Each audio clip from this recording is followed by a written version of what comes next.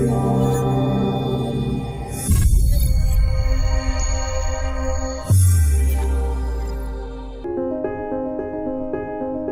on whatever trials have been conducted in adjuvant setting in EGFR positive lung cancer in the adjuvant setting. So these are the trials which we had till last year. Adjuvant was the latest which we had in the horizon. And while I was going through these trials, I've seen a constant evolution in the process where we try to improve the outcomes of this disease, the EGFR positive lung cancers, due to the dismal outcomes in spite of having an early stage disease, where even with stage 1B disease, nearly half of patients end up having the disease back. So a constant search on improvement in the outcomes of these patients. The first study which tried to address this issue was the NCIC CTG BCR19 trial. So this study was done way back in 2002, where initially patients only were randomized to geftinib and placebo. Later, based on the ISAL data and the SWOG S0023 study which Dr. Santosh elucidated, they've understood that geftinib alone in unselected population is not good enough, and 17% of the patients also received adjuvant chemotherapy.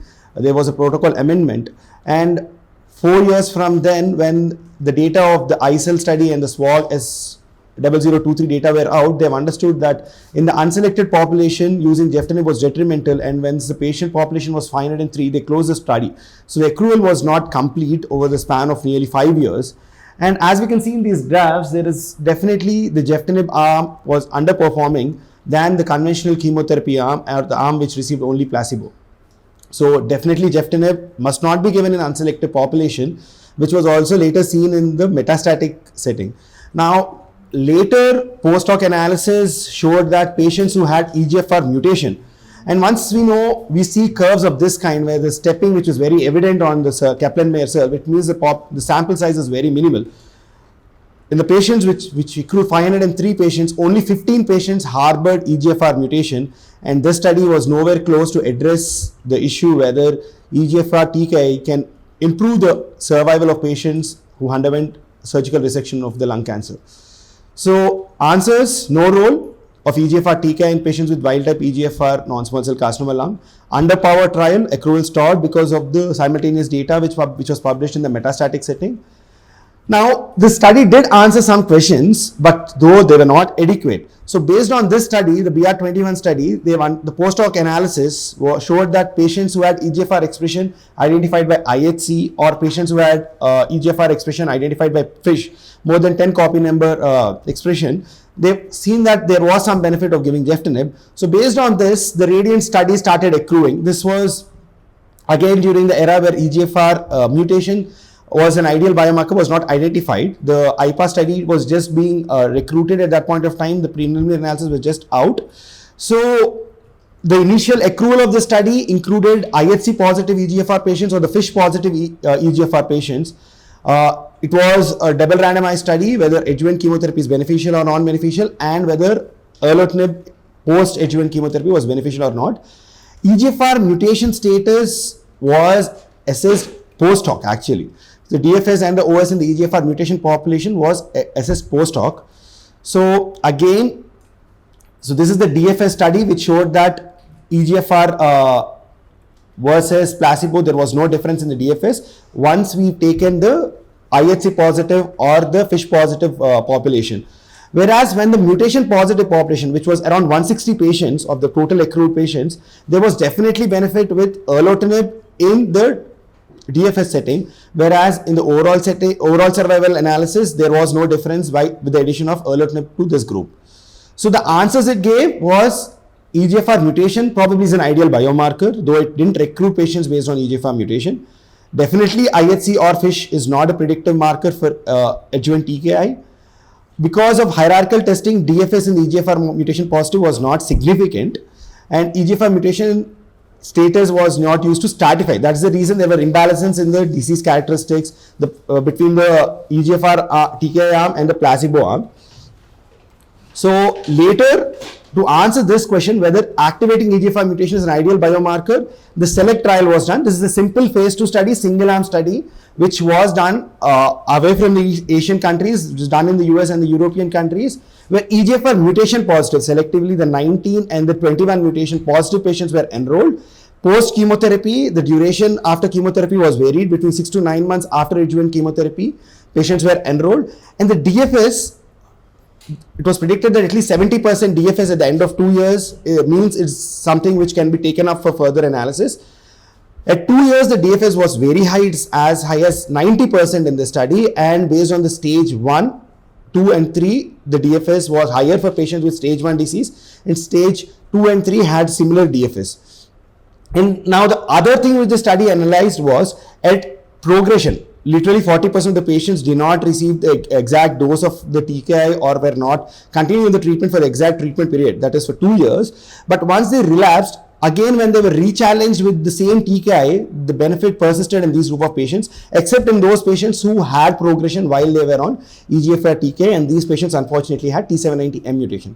So though a phase 2 study, it definitely has established EGFR mutation, that is exon 19 deletion and L858R exon 21 mutations, with the right group of patients where EGFR TKI might have some benefit in the adjuvant setting. So efficacy at reintroduction was present. Limitation, not a randomized, it's a phase 2 study. It included even patients with stage 1A. So 1A is a population where we tend to avoid adjuvant chemotherapy. It did include, and it was superior. Was it because of the adjuvant treatment or per se because of the inherent stage the patients were recruited? Whether stage 1A, no other study recruited stage 1A patients. It relatively poor treatment adherence. It continued till the ADAURA study. The adherence to treatment is poor in all these group of patients. Now, the questions which this study posed were, can it replace chemotherapy? Whether adjuvant TKI can replace chemotherapy in the adjuvant setting, and need for randomized studies, which is always there, and ideal treatment duration, because this study had majority of the patients taking treatment for around 16 months, and patients who had 8 months versus more than 8 months, which Santosh and Sainath illustrated. Definitely patients taking more EGFR TKI had better DFS benefit. So randomized phase 2 study, which was EVAN study, which was again a Chinese study, enrolled only stage 3A patients, that is patients having N1, and majority of the patients included in the study had N2 disease only. And mutated EGFR positive patients were only enrolled. Stratification based on exon 19 and 21, which is a constant stratification which we see in studies coming from China, where they see that exon 19 does well and 21 does not do well, were one of the stratification factors in this study. So erlotinib was compared to chemotherapy. So they tried to establish another study, another pathway wherein we can treat patients rather than with conventional chemotherapy because of the inherent complications associated with chemotherapy. So this study showed significant benefit in the DFS. The DFS at 2 years, when at the last slides, I would definitely show this comparison. At 2 years, the study showed that 90% of the patients had disease-free, but disease-free at 2 years. This is almost equivalent to what we see in the ADAURA study.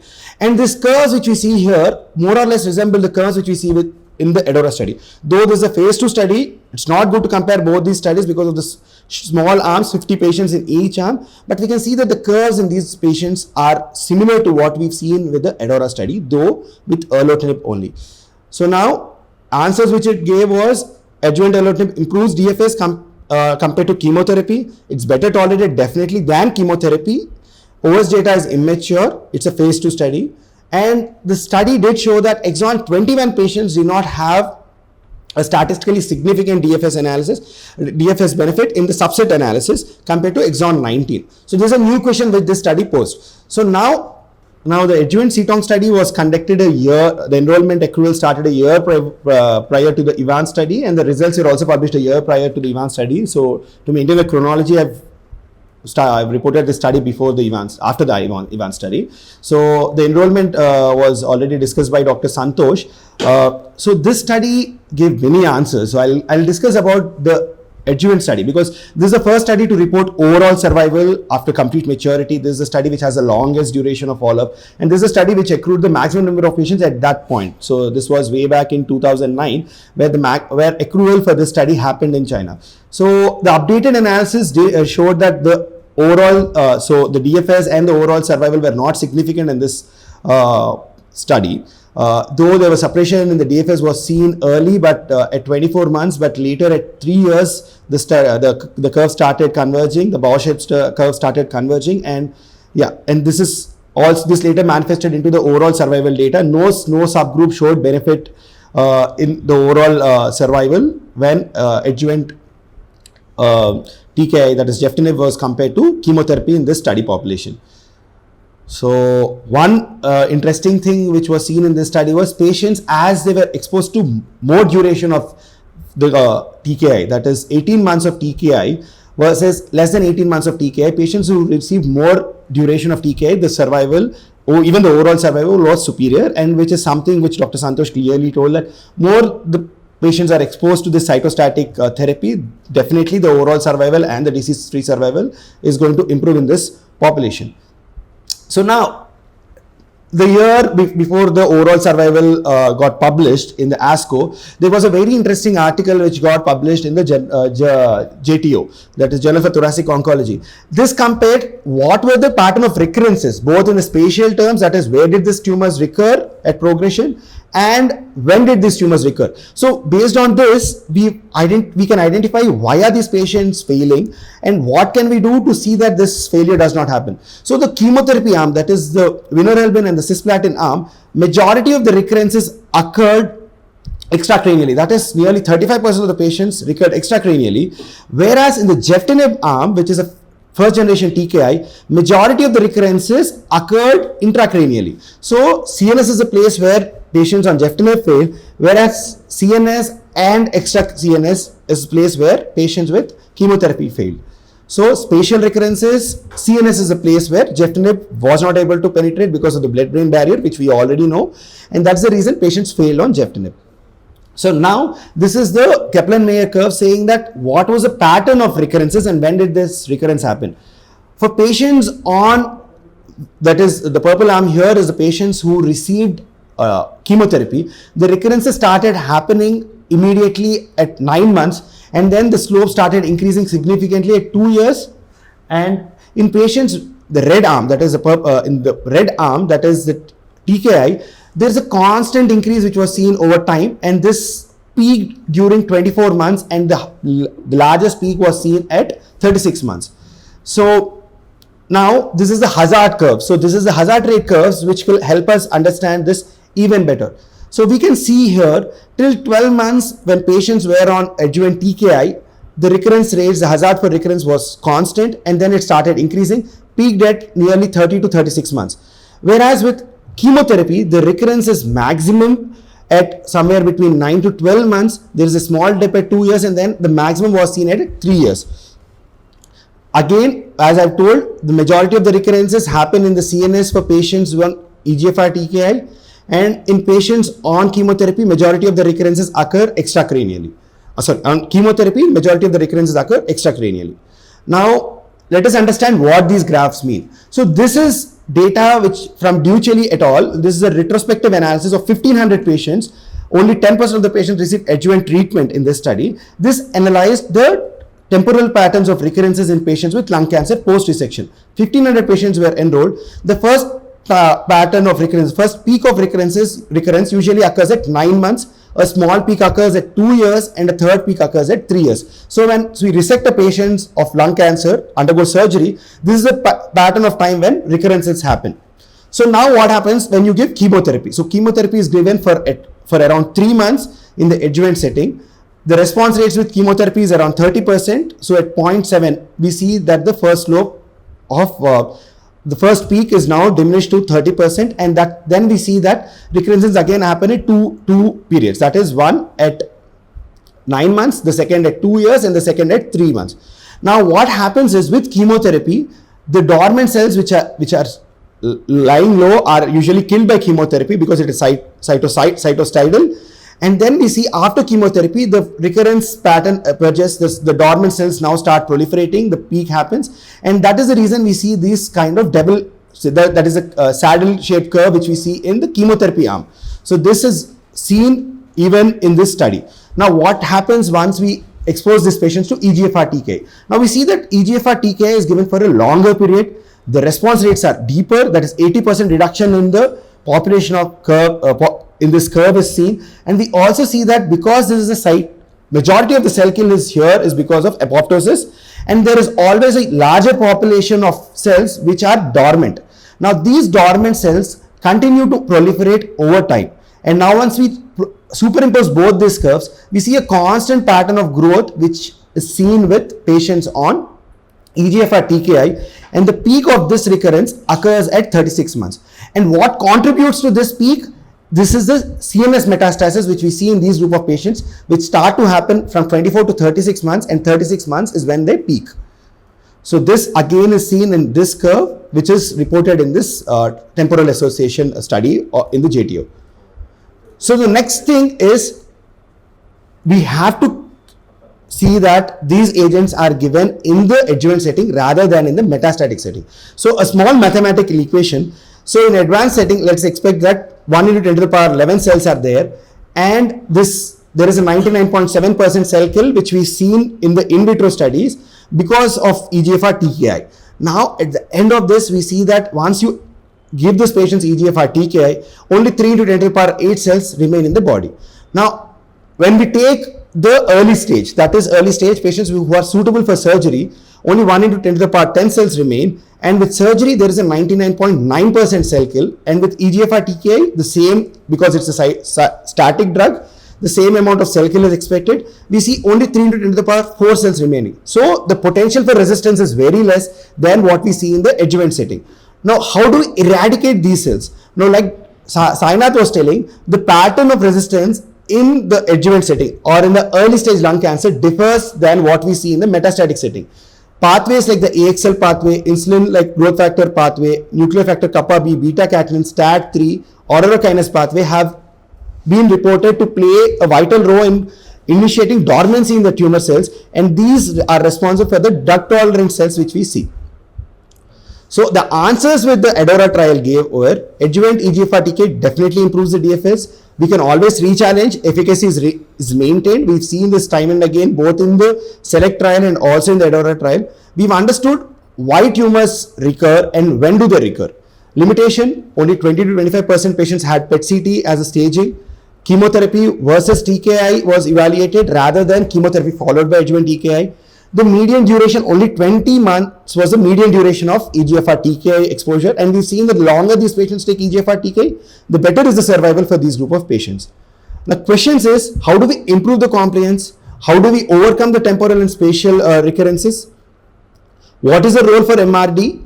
And is there a role for combination therapies, like combination of chemotherapy plus TKI or combination of these aberrant pathways which help developing resistance, which help tumor develop resistance while they are on selective inhibition by EGFR TKIs. Now, ADAURA trial probably is the right answer, but this is where we are really confused. Is ADAURA the right answer? Now, why osimertinib? It's definitely the better drug in better inhibition because an irreversible binding of EGFR protein is seen. It has better CNS activity because of greater penetration in the brain and lesser side effects because of the minimal wild type EGFR activity. This might lead to a better compliance. Now, duration of treatment, as we've seen in the adjuvant study, in the Gefitinib arm, the recurrences peak at 2 years and 3 years. So, prolonging the adjuvant TKI treatment to 3 years might be the right answer because of the lessons learned from the adjuvant trial. And then improvement overall survival is that's also as seen in the adjuvant trial, more than 18 months, definitely these patients did well than the patients who received less than 18 months of EGFR TKI.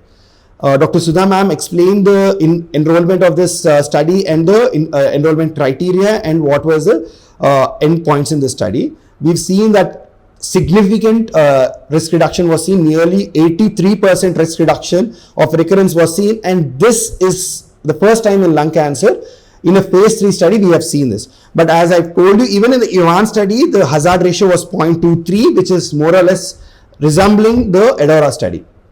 The benefit was seen consistently in the entire population. Stage 1B, 2, 3, all patients had benefit of the adjuvant osimertinib. Now, in patients with adjuvant chemotherapy and without adjuvant chemotherapy, we've seen the benefit was maintained in both study arms. Now, what is the big difference which I noticed when I was going through this study arm was patients who received adjuvant chemotherapy, the arm performed worse than the patients who did not receive adjuvant chemotherapy in the placebo arm. Now, what is the reason for this? Probably the patients who did not receive adjuvant chemotherapy were mostly the patients who were stage 1B, and here patients with stage 3A were more selectively taken into the arm which received adjuvant chemotherapy. Now, CNS metastasis, as I've told you, this curve again shows that patients on osimertinib, only one patient failed on osimertinib, whereas more number of patients on the placebo arm failed in the brain. Now, this has shown probably we've overcome this part of the curve, and now probably the curve might fall a little flatter if we start resembling the same curves in the adjuvant study. Now, the flaws with the ADAURA study. Saying all this, osimertinib answered majority of the questions which the adjuvant posed. Now, what are the flaws with the ADAURA study? The first thing is it was an unplanned efficacy analysis because the IDMC, the Drug Monitoring Committee, requested for an unplanned efficacy analysis. Now, the unblinding was requested ad hoc following a signal seen at the planned futility review in February 2019. Now, at what level was the unblinding start in the study allowed? It was only at the sponsor level. It didn't happen at the clinician or the patient level. Now, unblinding in a clinical trial can create biases both at the investigator and the patient level, which could impact the trial completion and integrity, which we all know. And when did this unblinding occur? Only after the accrual happened, the unblinding occurred because of the significant benefit which osimertinib showed. Now, is DFS an ideal surrogate marker in surrogate marker to OS in lung cancer? Definitely, if the study arm had chemotherapy or radiotherapy. But with EGFR TKIs, with immunotherapy, this is not the right thing. This is evident with the CTON study where DFS was not the surrogate for overall survival. Staging, PET-CT, we don't know how many patients had PET-CT because 20% false negatives or false positives can be detected by a PET-CT. MRI brain was not mandatory for all these patients. Duration of treatment, though we thought osimertinib has lesser side effects, the median treatment duration was 22 months, 1 month more than what we've seen in the adjuvant study. Side effects were reported in 45% of the patients and 11% patients discontinued. And cost, which is a white elephant in the room, but yeah, let us keep this as an academic discussion. Now, these were something which the study had. Now, the other questions which the study poses is the high relapse rate seen in the control arm, which is very, very, very less. And 45% of the patients recurred. Now, this is seen in the CTON adjuvant study, but this was not reciprocated in the Radiant study or in the EVAN study. Now, nearly 45% did not receive adjuvant chemotherapy. This is not the standard of care for patients with stage 2 and stage 3 patients. 1B, only 25% received adjuvant chemotherapy, which is more or less what we see in the routine practice. But stage 2 and stage 3, nearly 45% of the patients did not receive adjuvant chemotherapy. And are we over-treating patients? Because these drugs have side effects. 45% of the patients really had severe side effects. 15 to 20% of the patients had grade 3 and grade 4 side effects. Are we over-treating the patients and are we exposing more number of patients to severe side effects? Now, challenges regarding the resistance pattern, because now we've seen that first generation TKIs can be re-challenged. Now, does osimertinib, because of the fantastic DFS which we had shown, now will it cause new resistance mechanisms to pop up, and will it now throw new questions which need to be addressed? Now, most questions are answered by the ADAURA trial, but new questions are there.